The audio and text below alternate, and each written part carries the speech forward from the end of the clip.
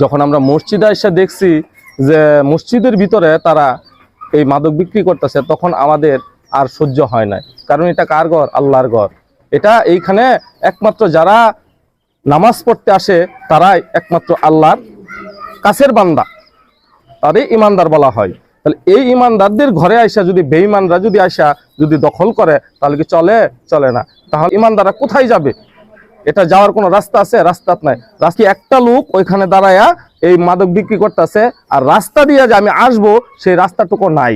সেই রাস্তাটুকুর ভিতরে 10 থেকে 15 জন এই নিশা কেনার জন্য ভিড় ধরে দাঁড়ায় রয়েছে। এইভাবে কি আমাদের সমাজ চলে? কোনো মতেই সম্ভব না।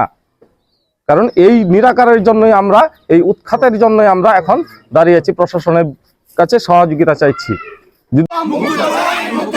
মাদক মুক্ত চামড়া গুদাম, মাদক মুক্ত চামড়া গুদাম। আমি মসজিদে আসি, রাস্তাঘাট তারা ব্লক করে দাঁড়ায় থাকে, আমি জায়গা দাও, আমি নামাজ পড়তে যাইবো। সামনে মসজিদ, মসজিদের ভিতরে ওই ধরনের মাদক ব্যবসা করে তারা। এটার সম্বন্ধে আমরা প্রতিরোধ চাই। আমরা আইনের মাধ্যমে এটা সমাধান চাই। যদি না হয়, আমরা এলাকাবাসী আছে সবাই একটা কমিটি করছি, এই কমিটির দ্বারা তারা আমরা এটা নির্মাণ করবো। এটা এখন তারা চারা দৌড়ছে মাথায়, যে একটা কিছু বলতে গেলে তারা ঝাঁপায় পড়ে আমাদের উপরে। মসজিদের ভিতরে মাদক ব্যবসা বন্ধ হোক, এলাকাবাসীর ভিতরে মাদক ব্যবসা বন্ধ হোক, এলাকার ভিতরে মাদক ব্যবসা বন্ধ হোক।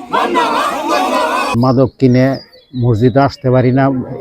আর অনেক সময় দেখা গেছে যে মসজিদের ভিতরেও তাদের পাই, ঠিক মেরে মসজিদের ভিতরে দেয়। এটি কি ঘটনাটা? এটা প্রশাসনের কাছে আমরা তোর দাবি জানাইতেছি, এটার একটা ব্যবস্থা করুক, তা না হলে আমরা করবো।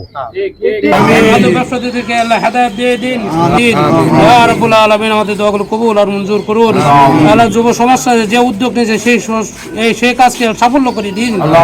তাদের ছেলে মেয়েদের উঠতি বয়সে যতগুলি আছে সবাই তারা আসক্ত করে, এমন কি যে একটা জাগর তার ফুলাপানের সমান আছিন পুরাপুরি নষ্ট করে ফেলছে। এখন যত ওদের সমান বেচায় সব পুলির মধ্যে মাদকের একবারে ছড়াছড়ি লাগাই দেয়।